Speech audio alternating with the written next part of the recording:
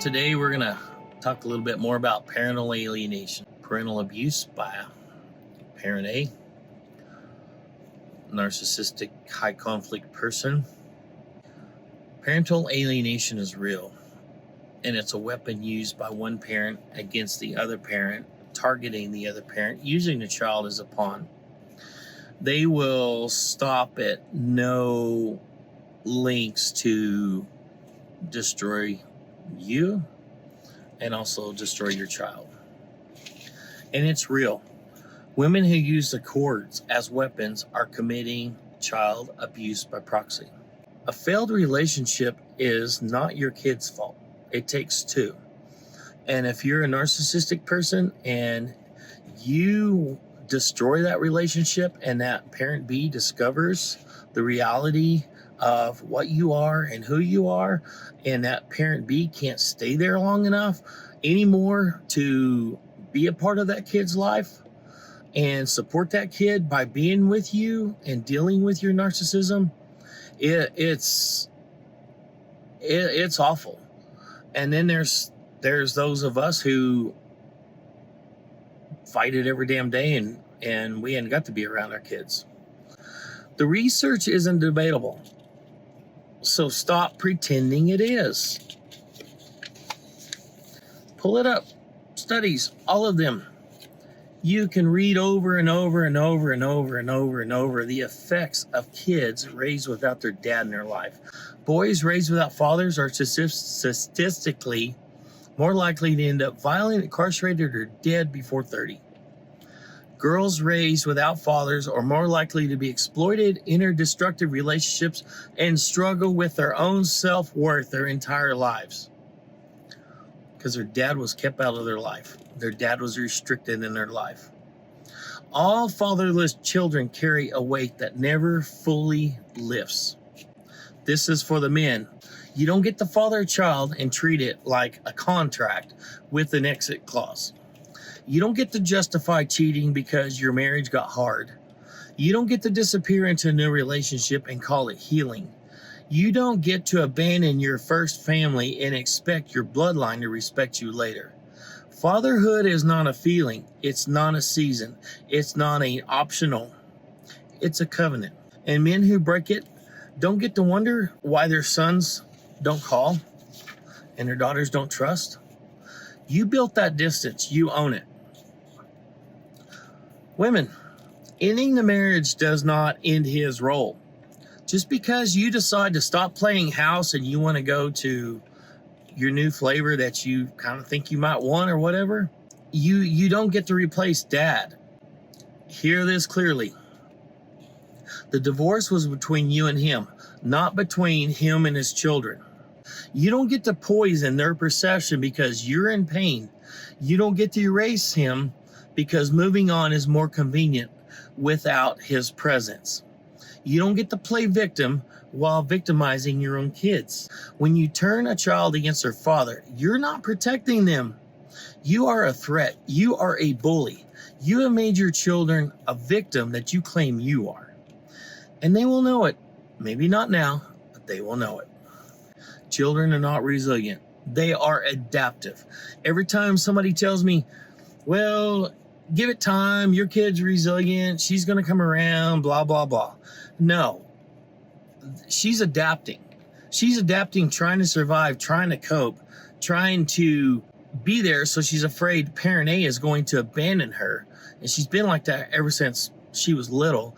And reality is she can't even show emotion, support, or even acknowledge dad, parent B, because of mom. Children are not resilient. They are adaptive. They are compliant. They are desperate for peace in environments they didn't choose. They struggle. They're just quiet about it. And quiet pain is the most dangerous kind. It doesn't disappear. It waits. They become depressed. They have suicidal thoughts. They don't know how to cope. They're struggling. They're laying there in bed. They're scrolling through social media, looking at different alternatives, looking for different places to find relief and peace from the toxicity of the chaos being directed generally by parent A. You don't stop being a father because the marriage failed. Men, you lost the marriage. You do not get to lose the mission. The relationship didn't work. Dads still have responsibility to their sons and daughters. Step up, show up, stay in it. Even when she makes it hard. Even when the courts make it harder. Even when your pride says walk away and you're beaten down so god dang low that you can't take it anymore from day to day. Your children need your presence more than you need your comfort. You can't give up on your kids no matter what. Do not give up on your kids. Do not let anybody push you out of your kid's life. You may lose one battle in court, but you haven't lost the war. That narcissistic parent, parent A, sooner or later, they're going to hang themselves. Behavior, pattern of behavior. So it's a matter of time before you're going to have your justice in court. Your pain is real, but your pain is not permission. Stop using your child as a battleground for a war they didn't start. Because when a father walks away or is violently pushed out, everyone loses. The child, the culture, the next generation. So whether you're the man who stayed or the woman who slammed the door, you got to fix it. You owe that to your kids. And you owe that to society.